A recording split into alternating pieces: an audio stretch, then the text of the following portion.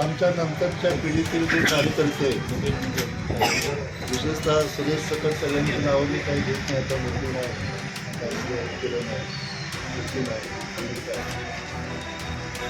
यांनी गेल्या 15 दिवसापाठीमागं एक भूमिका माझ्यापुढे मांडली की हे जे काही वातावरण सुरू झालेलं आहे त्याच्यावर आपण एक भूमिका घ्यायला पाहिजे. अंत्यन करण्याचा निर्णय घेतल्यापासून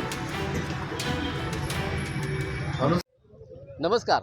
महाराष्ट्रामध्ये अनुसूचित जातीचं अबकडं असं वर्गीकरण करावं या संदर्भामध्ये अनेक दिवस झालं हे वातावरण तापू लागलं आणि सोशल मीडियावर हा मुद्दा सध्या चव्हाट्यावर आहे.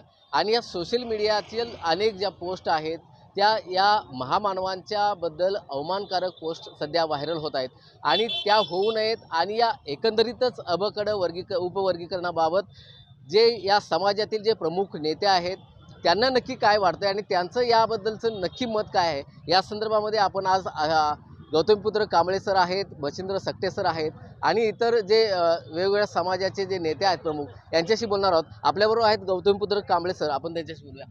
नक्की या उपवर्गीकरण जे आता सध्या मग महाराष्ट्रामध्ये जो मुद्दा चव्हाट्यावर आहे, खूप तणाव या निमित्तानं निर्माण झालेला आहे. काय नक्की याकडे कसं बघतं? उपवर्गीकरणाचा निर्णय महाराष्ट्र शासन घेते म्हटल्याबरोबर विशेषतः प्रमुख ज्या जाती आहेत शेड्यूल कास्टमधल्या त्यांच्यामध्ये त्यांचं जे वेगवेगळं अंडरस्टँडिंग आहे, समज आहे उपवर्गीकरण, त्या वेगवेगळ्या समजामुळे मतभेद झाले आणि ते मतभेद इतके टोकदार झालेत की समाजामध्ये दरी कशी अधिक वाढेल किंवा त्या समाजाचे जे आदर्श महामानव आहेत त्यांच्या अवमूल्यनापर्यंत ही चर्चा गेली. आणि मगाशी म्हटलं त्याप्रमाणे की शेड्यूल कास्टमधल्याच लोकांना मिळणार नाही हे उपवर्गीकरण केल्यानंतर. मग आम्ही तर सगळे बंधूच आहोत, त्यामुळं कोणाला वाईट वाटायचं आणि कोणी करायचं काही वास्तविक कारण नाही. सुप्रीम कोर्ट आहे, शासन आहे, त्याची अंमलबजावणी करणारी प्रशासन आहे, ते बघेल ना काय करायचं काय नाही ते. पण तेवढ्यातच आम्ही एकमेकांमध्ये असं वितुष निर्माण करत असू तर ते बरोबर नाही. अशा प्रकारची भूमिका सांगलीतल्या आमच्या तरुण कार्यकर्त्यांनी घेतली. आम्हा दोघांना त्यांनी निमंत्रित केलं आणि आम्ही त्या संदर्भातली भूमिका मांडतो आहोत की कोणत्याही परिस्थितीमध्ये समाजामध्ये तेढ वाढणार नाही आणि महामानवांची अवमूल्यन होणार नाही अशा प्रकारचं वक्तव्य किंवा लेखन सोशल मीडियावरती करू नये, प्रिंट मीडियामध्ये करू नये किंवा सार्वजनिक ठिकाणीसुद्धा करू नये अशा प्रकारचं आव्हान आम्ही करत आहोत. आणि त्यासाठी त्या विभागातल्या लोकांना, आमच्या विचाराचे जे लोक आहेत त्यांना घेऊन आता लगेच आम्ही कोल्हापूरला सामाजिक सलोखा परिषद घेत आहोत.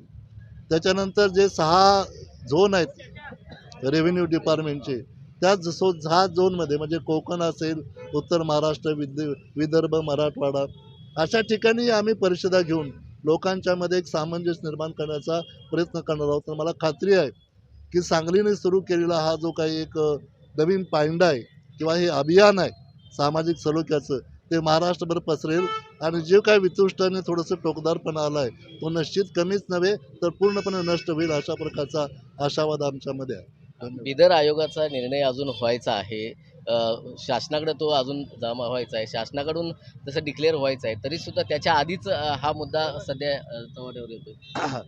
काय झालंय, जरा अलंकारिक भाषेत बोलायचं तर जेवायची पंगत बसवल्यानं ताटं वाढल्यात, एवढ्यात आमचं भांडण सुरू झालं. मग त्यात अजून काय यायचं आहे, किती कोणाला येते कोणाला जाते याची काहीच गणती नाही. म्हणून थोडासा सखोल विचार, सामंजस्याने विचार करायला पाहिजे. अजून कशात काहीच नाही ना. म्हणजे ते आल्यानंतर मगाशी तर मी शब्द वापरला की त्याची कार्यप्रणाली सुद्धा महत्त्वाची आहे. जसं की मला वाटतं NT मध्ये अबकडं आलं तर त्याच्यामध्ये अचा नाही मिळाला तर बचा नाही मिळाला कचा डचा यांच्यामध्ये इंटरॅक्शन कशी राहणार आहे. इथंपर्यंत त्याचे सगळे तपशील बाहेर आल्यानंतर संविधानाचा अभ्यास करणारी सगळीच मंडळी आहेत, ती संविधानाच्या चौकटीत त्याचा अभ्यास करतील, आपलं मत प्रदर्शित करतील आणि जे योग्य आहे त्याचा स्वीकार शासन करेल, समाज करेल, त्या घटकातले लोक करतील, त्याबद्दल काही दुमत नाही. आपल्याबरोबर मच्छिंद्र सकटे सर आहेत, आपण त्यांच्याशी बोलूया. सर, आता जे सोशल मीडियावर जे वादळ सुरू आहे ते फेक अकाउंटच्या माध्यमातून सुरू आहे असा काही जणांचा आरोप आहे का? काय नक्की? नाही, फेक वगैरे काय नाही आहे. अगदी मोठ्या मोठ्या चॅनेल समोर येऊन लोक विरोधात बोलत आहेत त्यामुळं फेक तर असेलच समजा, फेकचं मला माहीत नाही, परंतु अनेक लोक माईकवर चॅनलवरती समोर येऊन उभा आडवा मोबाईल घेऊन एकमेकाच्या जातीचा उद्धार करतायत, महापुरुषांचा अवमान करतायत आणि त्यामुळं सोशल मीडियामध्ये वातावरण दूषित झालेलं आहे. सुरेशराव दुधगावकर असतील किंवा आमचे जगन्नाथ असतील, ही सगळी जबाबदार माणसं आहेत.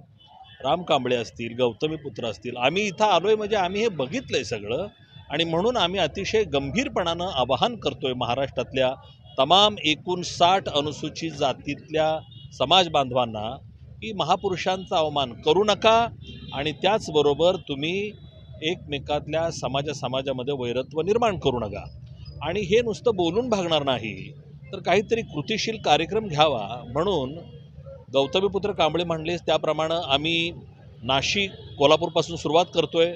शाहू महाराज आरक्षणाचे जनक आहेत म्हणून कोल्हापूर, पुणे, नाशिक, औरंगाबाद, अमरावती, नागपूर आणि शेवटी मुंबई अशा सर्व भागामध्ये आम्ही सामाजिक सलोखा परिषद घेणार आहोत आणि मला खात्री आहे की या परिषदामध्ये आम्ही एक सामंजस्याचा नवा एक मार्ग समाजामध्ये निर्माण करतोय. मला खात्री आहे की लोकांचा प्रतिसाद मिळेल, कारण वैर निर्माण करणारे फार थोडे लोक आहेत, वातावरण दूषित निर्माण करणारे फार थोडे लोक आहेत. बहुतेक समाजाला असंच वाटतंय की वैर निर्माण होऊ नये आणि प्रत्येकाच्या महापुरुषाचा आदर सन्मान झाला पाहिजे. आज हा सांगलीचा नवा पॅटर्न महाराष्ट्रासाठी दिशादर्शक ठरेल यात शंका नाही. हा मुद्दा झाला सामाजिक सलोखा राखण्याबाबतचा, परंतु मातंग समाजाचं नेतृत्व तुम्ही करताय. मातंग समाजाला नक्की याबद्दल काय वाटतं? नाही, मातंग समाज गेली 25 वर्षापासून आरक्षणाच्या उपवर्गीकरणाचा समर्थक राहिलेला आहे आणि तो सातत्यानं मागणी करतोय. लोक हसायचे मातंग समाजाला की हे काय चाललंय, असं मिळतं का, असं असतं का, असं कधी होतं का. परंतु पंजाबमध्ये दाविंदर सिंग आणि पंजाब स्टेट या निर्णयामध्ये सुद्धा हायकोर्टानं सुप्रीम कोर्टानं समर्थन केलेलं आहे आरक्षण उपवर्गीकरणाचं आणि सुप्रीम कोर्टाच्या न्यायमूर्ती आदरणीय चंद्रचूड साहेबांच्या खंडपीठानं सुद्धा 7 बेंचच्यामध्ये 6-1 अशा पद्धतीनं आरक्षण वर्गीकरणाचं समर्थनच केलेलं आहे. आता प्रश्न राहिलेलाच नाही. काही मंडळींनी बौद्ध समाजातल्या सुप्रीम कोर्टात रिट दाखल करण्याचा प्रयत्न केला, अपील करण्याचा प्रयत्न केला, सर्वोच्च न्यायालयानं ते फेटाळून लावलेलं आहे. त्यामुळं आता उपवर्गीकरण झालेलं आहे, निर्णय आलेला आहे, त्याच्यावरची चर्चा 25 वर्षापासून चर्चा सुरू आहे. त्यामुळं आता चर्चा न करता वंचितामध्ये जो वंचित आहे त्याला न्याय मिळाला पाहिजे, ही खरं तर बाबासाहेबांच्या विचारांचं सूत्र आहे आणि त्याचा स्वीकार झाला पाहिजे. बस जे विरोध करतायत ते एकतर गैरसमजातून करतायत किंवा मग मुद्दाम करतायत. माझं असं मत आहे, संविधानाचा सन्मान राखावा, बाबासाहेबांच्या विचाराचा सन्मान राखावा आणि सर्वोच्च न्यायालयाचाही सन्मान राखला पाहिजे आणि आरक्षण उपवर्गीकरण जे होणार आहे ते एका जातीला नाही, 59 जातीचं वर्गीकरण आहे. त्यामुळं मला खात्री आहे की समाजातले जे जाणकार लोक आहेत ते आमच्या या सांगली सलोखा पॅटर्नचं स्वागत करतील असं मला विश्वास वाटतोय. नक्कीच या उपवर्गीकरणाच्या माध्यमातून वंचिताला न्याय मिळाला पाहिजे, ही भूमिका या पाठीमागची राहिलेली आहे आणि या भूमिके पाठीमागचा जो उद्देश आहे तो उद्देश जो सामाजिक सलोखा जो सध्या बिघडायला लागलेला आहे.